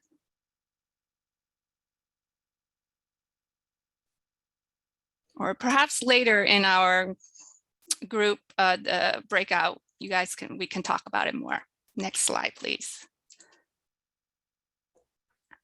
So this slide is just the pros and cons of food consumption score. And the next slide, I'm not going to go over them. They are more FYI because of time.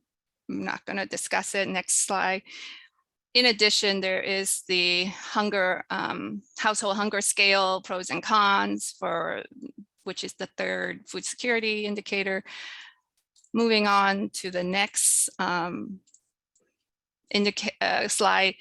So here we want to start looking at the WASH indicator, W13, number of individuals directly utilizing improved sanitation services provided with BHA funding. Couple things that I'm highlighting that require disaggregation is male, female. The method may be a little confusing, and I want to break it down a little. So I break it down. Routine monitoring. Routine monitoring is a regular collection of data from all beneficiaries, and you can do that, on a routine basis. That's why it's called routine monitoring. You have planned to go out every month, every week to collect this information, for example. And you have, a cadre of enumerator or field staff, and that's what they're doing on a routine basis, and that's routine monitoring. It's a full counting of beneficiaries where possible. And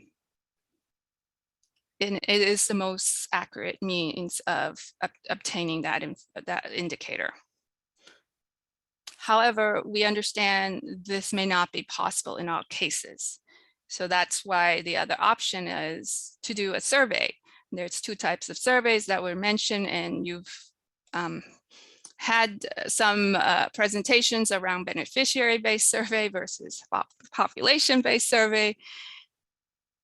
So I'm not going to repeat that, but I will say if a full counting is not possible, a household survey may be necessary in order to calculate the average household size. And if a survey is still not possible, there are alternatively, you can use secondary data for the denominator, not necessarily for the numerator. The denominator is, the total number of people that your beneficiary. A secondary source can be used, for example, if you can ask a local authority if there was recently a population survey conducted or a survey that was conducted recently, or national records that can be used to determine the average household size or the number of households being served in that area that you're working in. But bottom line is, be detailed in what sources or processes that you use to estimate the number of beneficiaries and or number of households. Next slide.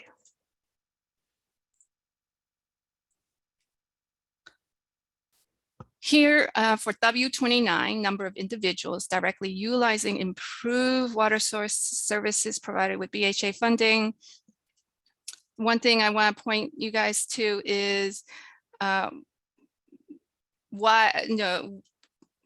the question that you may be having here for this indicator is, why is the method population-based inline survey? And due to time, I'm just gonna move on. If you remember, the indicator is water services provided with BHA funding. So BHA funding at the beginning of your activity most likely is 0.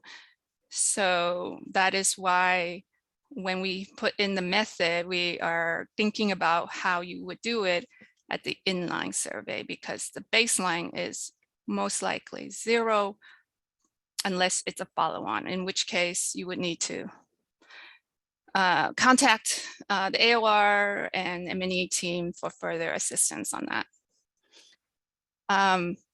Also, you assume that the target population is receiving the water services. Okay, I need to move on to the next slide. H02 is the percent of total weekly surveillance reports submitted on time by health facilities. There's a lot of information being collected here for this indicator. One thing I do want to point out is that the intention of this indicator is that it's the number of survey reports submitted on time by health facilities over the number of reporting intervals in the implementation period, multiplied by the total number of supported health facilities, so forth. And if you look at the numerator, it in the handbook itself, it doesn't have a star for the number of weekly surveillance reports, but you really do need to have that there, because the numerator denominator should have the same frequency of reporting. So that is the clarification, and that it's a standard reporting period, a standard reporting surveillance of reports. It could be weekly, it could be monthly, but that really, you need to determine that with the health facilities that you work with, and adjust the numerator and the denominator accordingly. Lastly, the last indicator I want to talk about is H15 or H15, percent of community members who can recall target health education messages. And here we have, I want to point out about how to count the life of a ward, LOA. There is a correction being processed that, it is for activities less than 12 months. You would use what's available, the last available beneficiary-based survey value, and for activities 12 months or more, use the inline survey value. Using the last available beneficiary-based survey value is referring to potentially a post-distribution monitoring that you may have done. So let's see.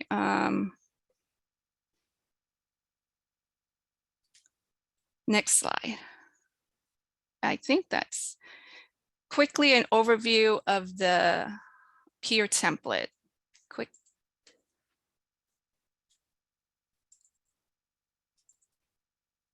So here's the peers template. It is in, I think it's the last page of the indicator handbook. So you just go to the last page and you will find this.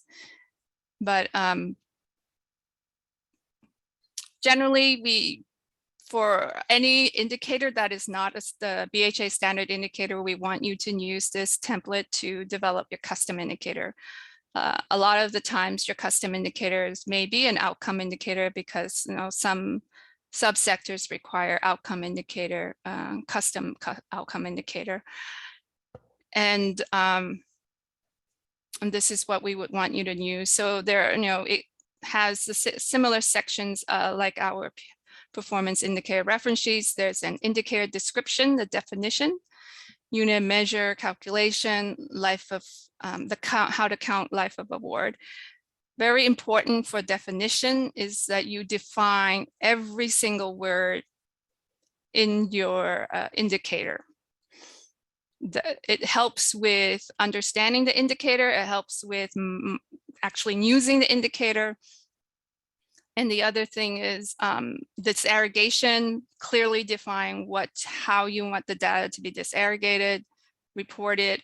Is it level nested with multiple levels or not? And then data collection is important as well, the method of data collection, as well as the source of the data. And then frequency of data collection, and which is different from frequency of reporting. We broke that out so that it's clear. I think next slide, I think we're ready for our breakout or Q&A, that's right, and then we'll do breakout.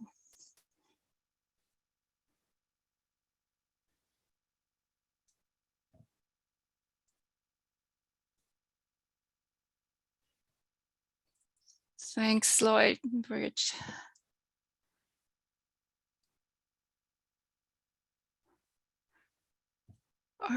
So there's a question, let me see.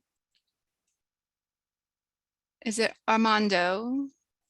He asks, they are all those who, okay, yes, thanks for answering that question about what are outcome indicators. Yes.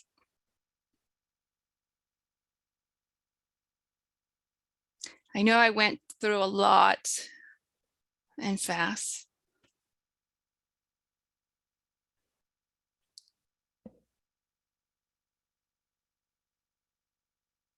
Johannes?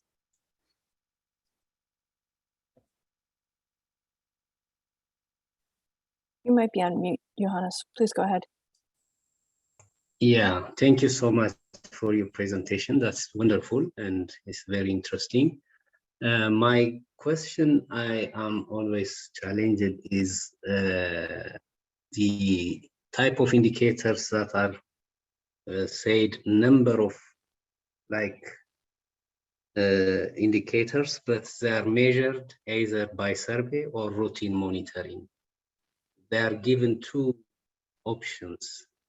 May you clarify that part?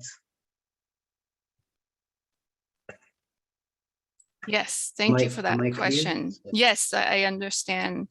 You're asking, in some indicators, the method of data collection, there are two very different methods, one being routine monitoring and the other is a beneficiary-based survey, for example.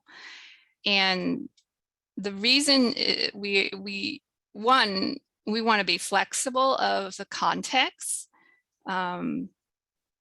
So that's why I think in consultation with our TPQ advisors, we come up with sometimes more than one option, even though there is, the ideal is always, I think, monitoring, routine monitoring data collection. But we know that that is not possible sometimes, and you have to do a survey. And that's why we have that option. Does that help? Yes, that is helping. So if it is very small population, we can make it by counting, like routine monitoring. And if it is very large, there is option to make a survey. Is that the way? Yes, you could think of it that way, or you could think of it as the area that you're servicing, working in, is far-reaching. There's some here, some there. They're very disparate, and it may not make sense for you to go to every single one logistically, but a survey you may make more sense in terms of collecting the baseline.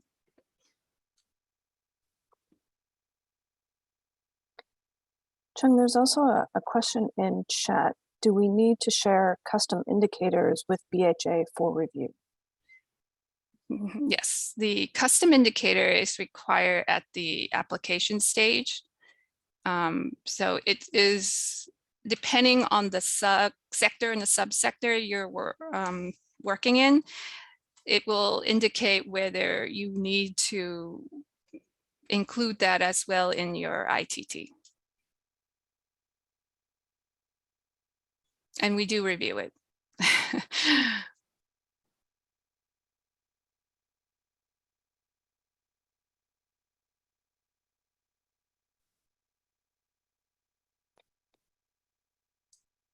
there are no other questions, maybe we could move to the breakout exercise. Does that make sense? Which is an opportunity for all of you to share some of your challenges and most interesting experiences with outcome indicators. So we're going to move you into groups in a moment. We have a Google Doc that you can use, which Suzanne has just shared in the chat, and that has your directions as well as your questions. As usual, we have the 3 different languages, so you can scroll down to your language of preference. There's a space to take notes. And we're going to ask you to choose a note taker, and as usual, choose somebody who can share back some highlights with the group after you discuss. And we'll take, I think, about 12 minutes or so for this breakout group. Are there any questions before we move into our groups?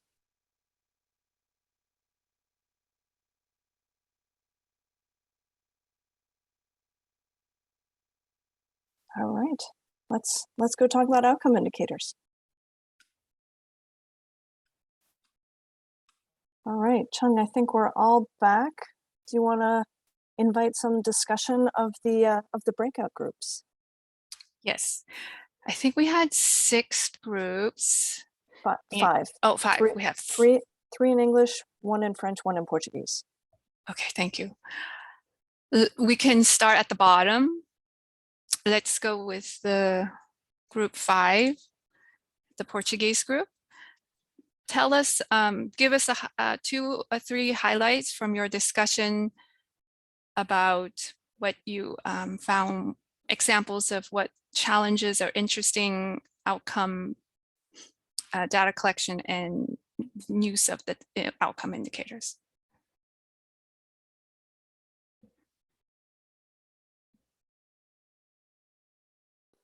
Okay, I'm going on Portuguese. Bom, nós percebemos aqui dois destaques importantes. Um deles tem relação com a compreensão dos indicadores que são definidos. São indicadores definidos, talvez até bem mesmo definidos, mas que não são bem traduzidos para o pessoal que vai fazer a coleta de dados, e por causa disso acabamos tendo erros no momento de tradução ou de busca dos resultados que tem a ver com estes indicadores. Então, a compreensão é um dos grandes problemas que tem se verificado no campo. O segundo grande problema é definição de indicadores sem talvez a metodologia de coleta para satisfazer estes indicadores não seja suficientemente satisfatória.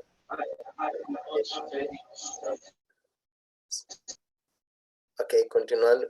A metodologia selecionada para podermos colher o dado que vai satisfazer o indicador não se adequa à realidade do campo, do público-alvo que nós vamos lá colher. Por exemplo, nós queremos medir o aumento de rendimento de uma certa população. Então, o que tem acontecido é que, por vezes, não temos lá ferramentas suficientes para medir a produção de cada um deles, mas nós colocamos no indicador de que nós vamos medir, verificarmos o aumento da produção, vamos verificar a quantidade produzida de cada um. Fazemos esta ligação, não conseguimos ligar perfeitamente o indicador e o método de coleta de dados para satisfazer o indicador. Então, são estes 2 destaques que nós trouxemos como dificuldades. Thanks.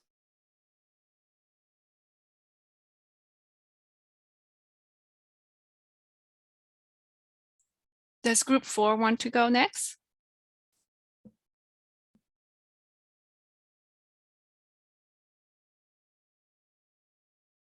Oui, dans le groupe 4, il y a 3 ou 4 points à retenir. Il y a d'abord l'expérience de l'organisation qui avait projet d'urgence où les instructions n'étaient pas claires sur la collecte des données de l'évaluation finale parce qu'ils ont eu des extensions de 3 mois il pensait qu'on n'a pas besoin parce qu'on va les faire à la fin, mais il y a eu d'autres instructions étaient venues et qu'ils étaient obligés de collecter les données pendant une période, je dirais, très limitée et avec les indicateurs un peu compliqués.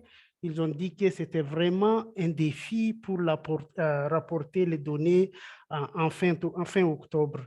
Il y a aussi autre défi, c'est que visiblement les indicateurs sont très clairs, comme le résultat de pesage des enfants, par exemple.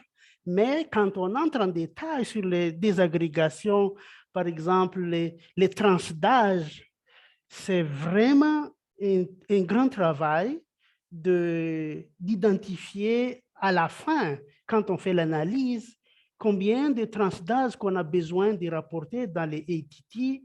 Nous voyons que c'est vraiment des grands travaux sur l'analyse et le rapportage des résultats de l'enquête sur les outcomes. Il y a aussi qu'elle était... Je pense que c'était les deux grands défis que nous avons identifiés dans les groupes, mais le tableau a été plus détaillé. Je laisse aux autres membres du groupe de donner plus d'informations si j'ai oublié. Merci.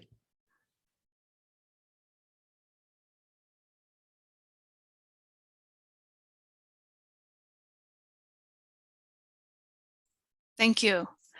Group 3? Sorry. Oh, sorry. Yes, go ahead. Group 4. Annick, c'est par rapport au groupe 4. Je voudrais juste ajouter un tout petit point par rapport à ce que Tsarafil a partagé, surtout par rapport à la tranche d'âge.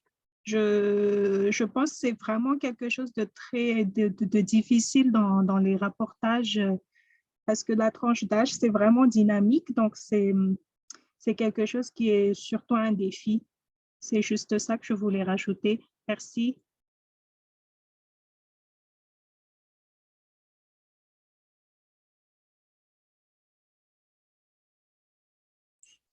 Yes, thank you. We're just going to ask one group from the English, one of the 3 English group to present. Does any, since I was in group 2, maybe I'll ask group 2 to present 1 or 2 challenges. Okay, thank you, Chang. Yeah, in group 2, we have discussed some challenges in some of the indicators like reduced coping strategy index. There is a challenge in the reporting. There are required data points. There is mean and median confidence interval. Usually they are lacking. That is due to the capacity problem, and it needs capacity building work for emergency projects. And of course, the knowledge about the requirements of the indicator as it is discussed with the peers to be clear for all the staff so that they can align with the requirements. So other challenges, disaggregation by age and by value chain and by agricultural types, crops are very demanding, and they require very strong database. And without that, the report might not be very good or reliable. These are the areas we are discussing. Thank you. Thank you. I know we're run out of time. Do please look at the other groups' responses and their highlights. It's like, for example, group 1, I just looked at it. It's really interesting what you guys have there in your discussion. So just from me closing out, I want to say thank you all for your discussion and participation. We, from BHA point of view, we will be looking at the challenges and interesting experiences that you have discussed and have here and see where we can help improve things in the next iteration of the indicator handbook. Thank you. Back to you, Elizabeth. I'll, Thanks, Chung. Oh, go ahead, Lloyd. Oh, no, go, please, Elizabeth. I was actually just going to hand to you, Lloyd. So. Take out the middle person. No, this is day 4. We're almost there. A deep appreciation to Karen, Hillary, Chung for their presentations today. Very helpful, very useful. I hope that we can all use these resources in the future as well, like the slides, the decks, the notes that'll come afterwards, and use those to continue to improve our reporting for BHA. So I'm going to let you all go. We'll see you all tomorrow for a final day. We're excited to have you all, and please don't forget to include any questions you have in the document that Suzanne just shared. Again, we'll spend about 30 minutes tomorrow going over Q&A, whatever's not addressed. We are committing to get some questions on paper for the entire room. And if you haven't signed up for the sampling office hours with Killian and Justin tomorrow, you can do that as well. More details on that will be in the post day 4 email that is coming this evening your time, including the dial-in information. So please take note of that. And I look forward to seeing you all on Friday. Thank you all. I hope you have a great rest of your day.